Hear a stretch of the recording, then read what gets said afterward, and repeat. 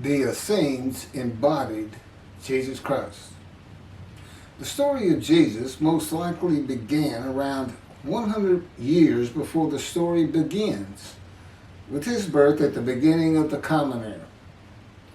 The first written version of the story is the Gospel of Mark that dates from 70 Common Era, about 40 years after the story says Jesus died.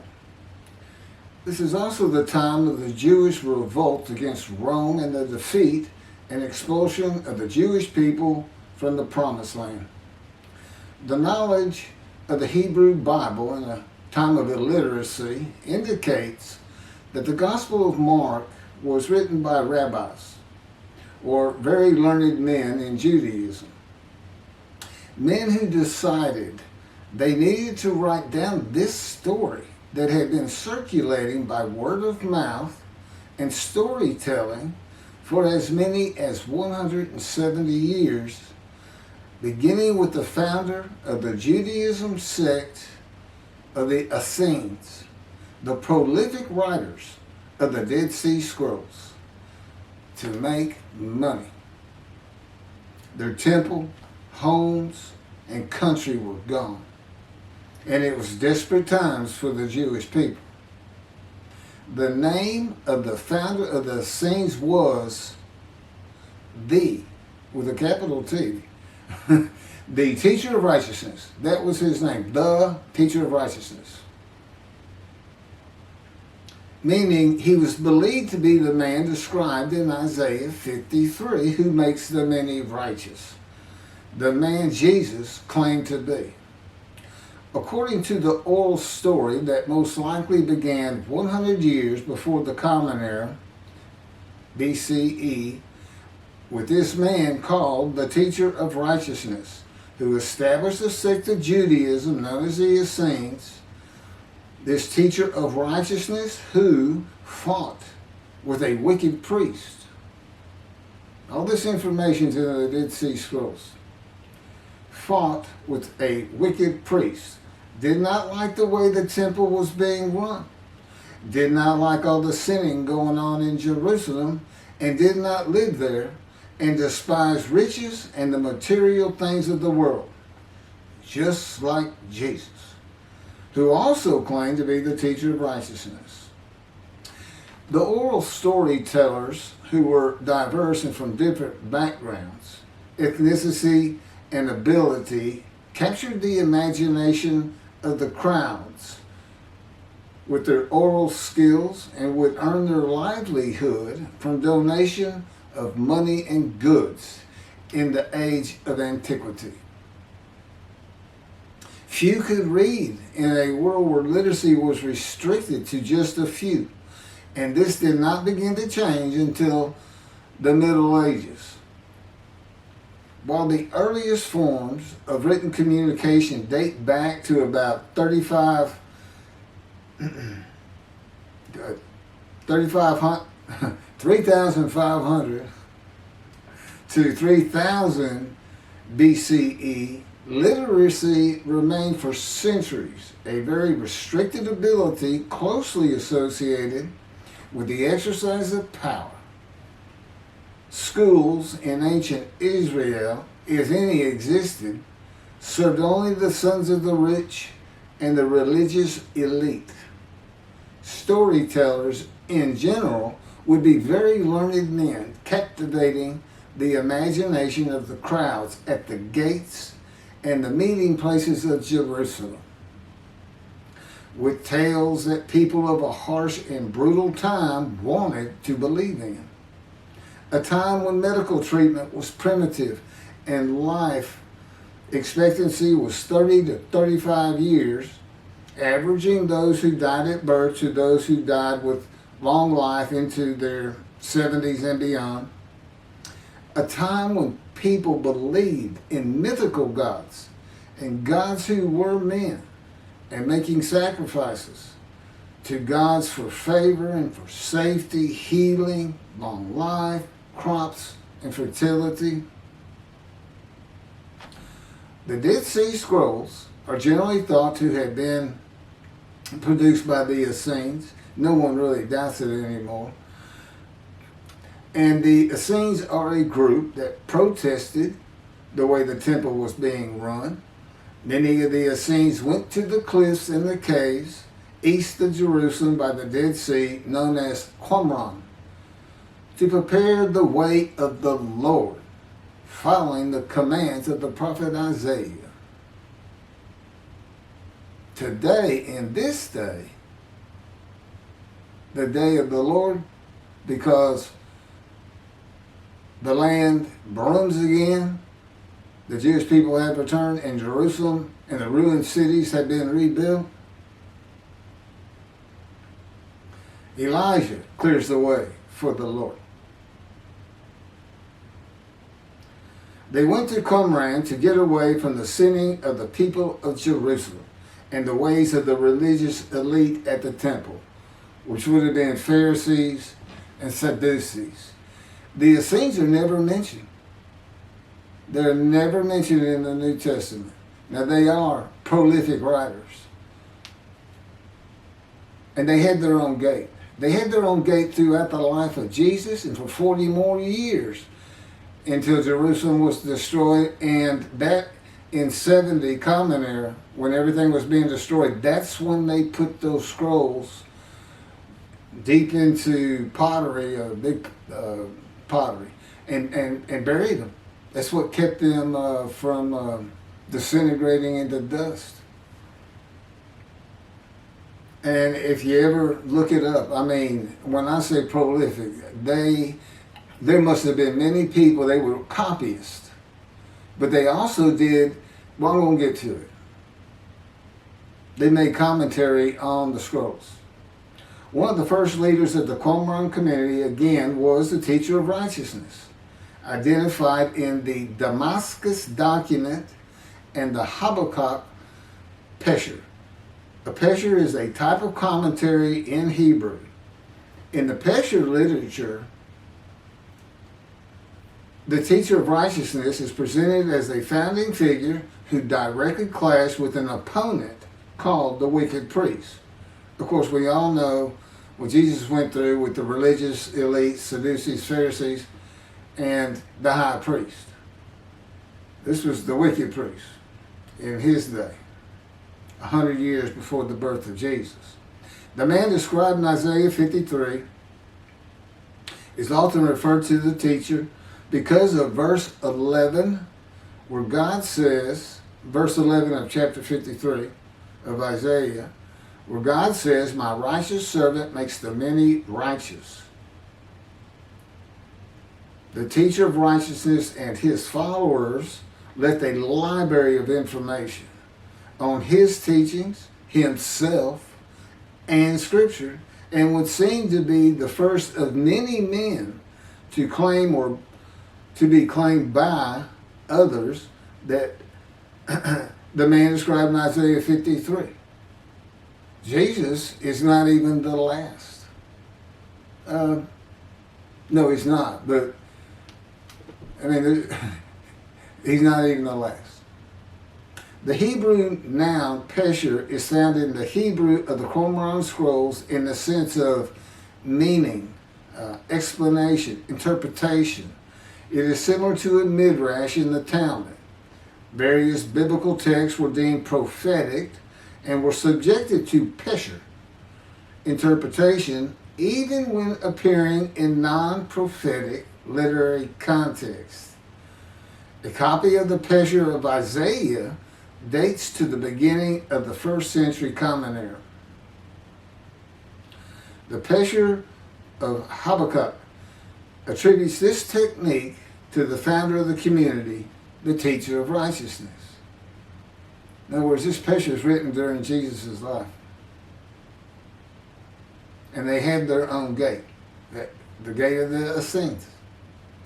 The Qumran sect, like the broader Jewish movement from which it sprang, took a critical view of the established orthodoxy of its time, believing Israel to be under divine judgment, regarding itself as the true remnant of Israel and awaiting its imminent vindication.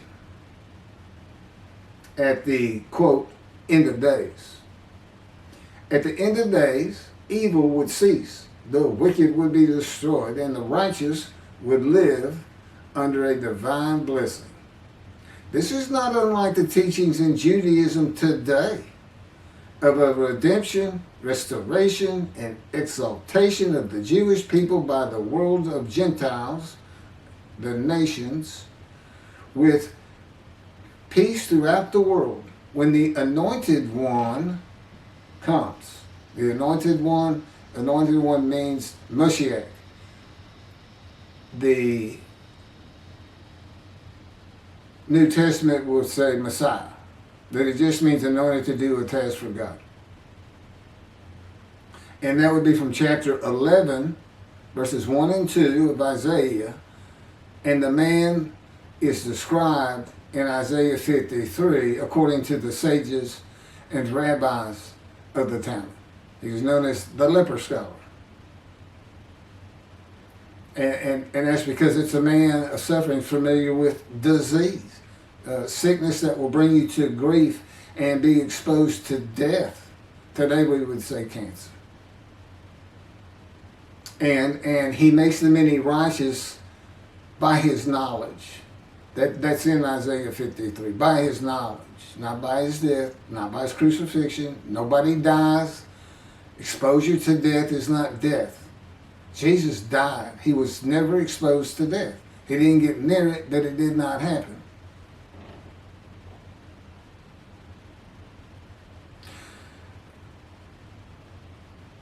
This time that the Essenes were waiting upon, that they thought was imminent, did not happen for them. And it is this teaching that Jews for Judaism uses in the analysis that Isaiah 53 describes the Jewish people as God's righteous servant, as one man, Israel.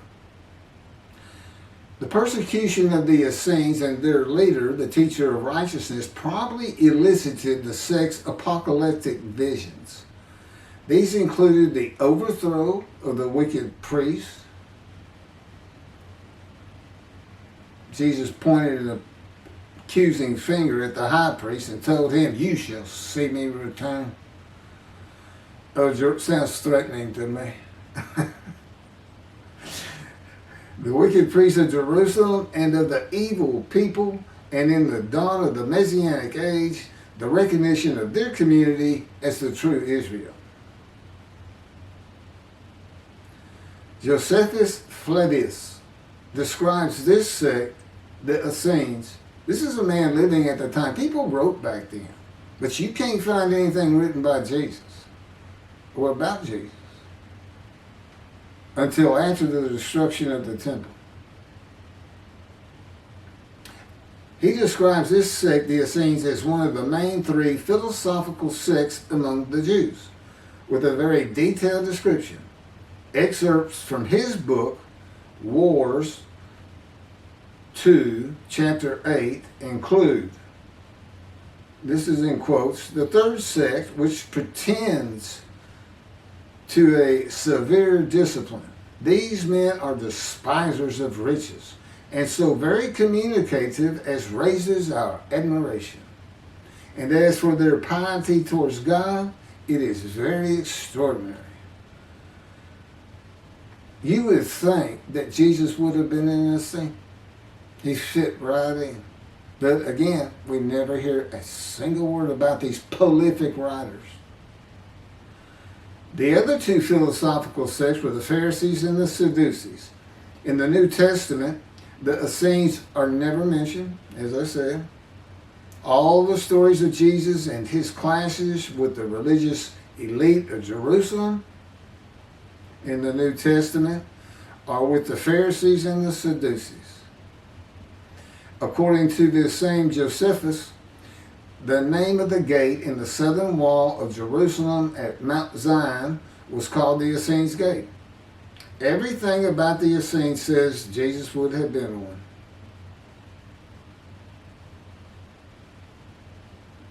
Peter and Paul, disciples later called apostles of Jesus, all said Jesus was the fulfillment of Isaiah 53 and the teacher of righteousness. All of Christianity does today. The Essenes, again, were writers and copyists and had their own gate in the southern wall of Jerusalem. Their founding leader claimed to be the righteous servant, so did Jesus. It is impossible to believe that the Essenes had not heard of Jesus. It is impossible to believe they would not have gone to Jesus to question him and verify the stories around him and his claim of being God's righteous servant and right about him. Because they believed that their founder was the Moshiach and that the end times were coming. Moshiach, anointed one, described in Isaiah 53. They're great followers of the things Isaiah had to say, and there's a picture written on it during the life of Jesus. It's impossible to believe it.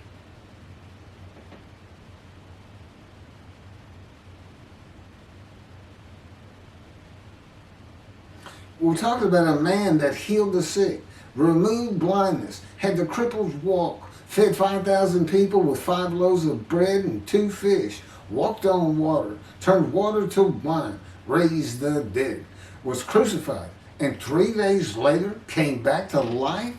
And you think these people, how about Joseph Philathetus? Why didn't he mention that? He talks about the destruction of the temple. He was there. The Essenes were present in and around Jerusalem for 100 years before the birth of Jesus and another 40 or so years after his death at the age of 30 in the first written story of him and his life in 70 Common Era. There is not one word written by the Essenes of Jesus. There is no account in the New Testament of Jesus and an Essene. There are no writings or even a mention of him by a single person or a group that was part of his generation while he was alive. There are no writings by Jesus. And prophets of God, men of God, servants of God have been writing for him throughout the biblical times until he stopped talking to his prophets. The Hebrew Bible ended. The last prophet he spoke to, Malachi. Malachi chapter 3, the last chapter of the prophets,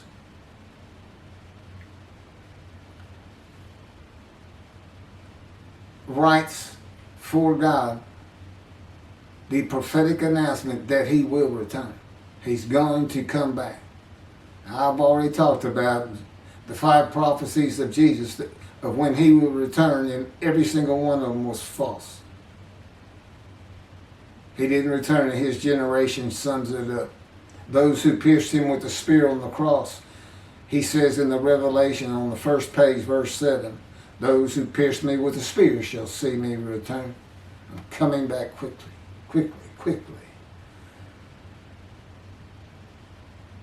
Nothing was written by his disciples. There are no writings by Herod or Pilate or any Roman newspaper, poem, or book of this man who healed the multitudes, fed the poor, walked on water, raised the dead, turned water to wine, was crucified and rose from the dead to human life, and then rose to heaven. That's where he's supposed to be returning from. While there are 3 Gospels under the names of 3 disciples, they are all considered pseudepigrapha. In Greek, that means falsely attributed. Writings which were attributed to authors who did not actually write them.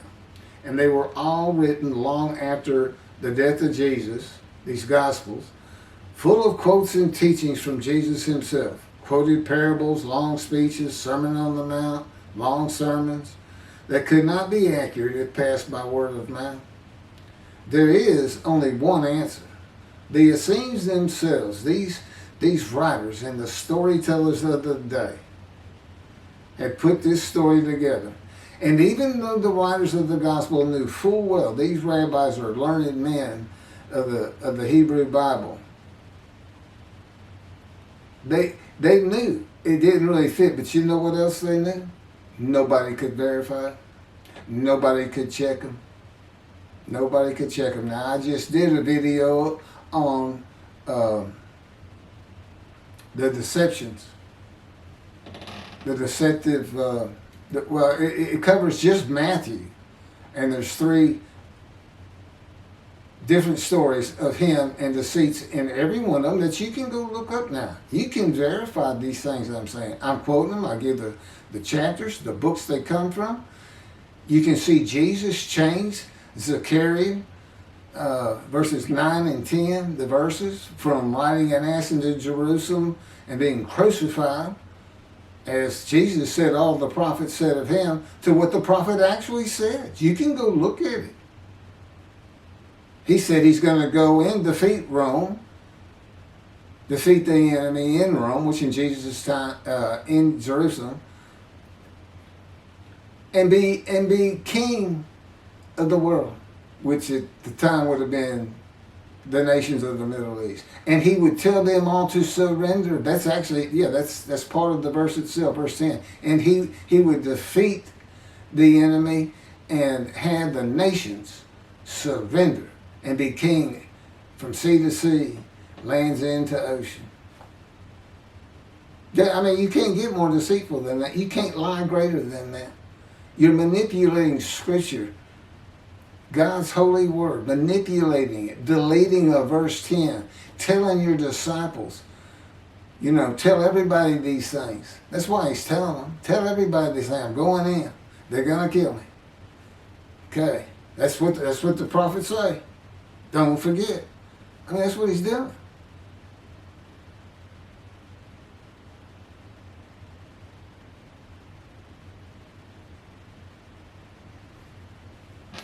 Jesus is a myth. Go look it up. Go look at what a myth is. Believe me, it covers the New Testament. It covers Jesus Christ. Thank you.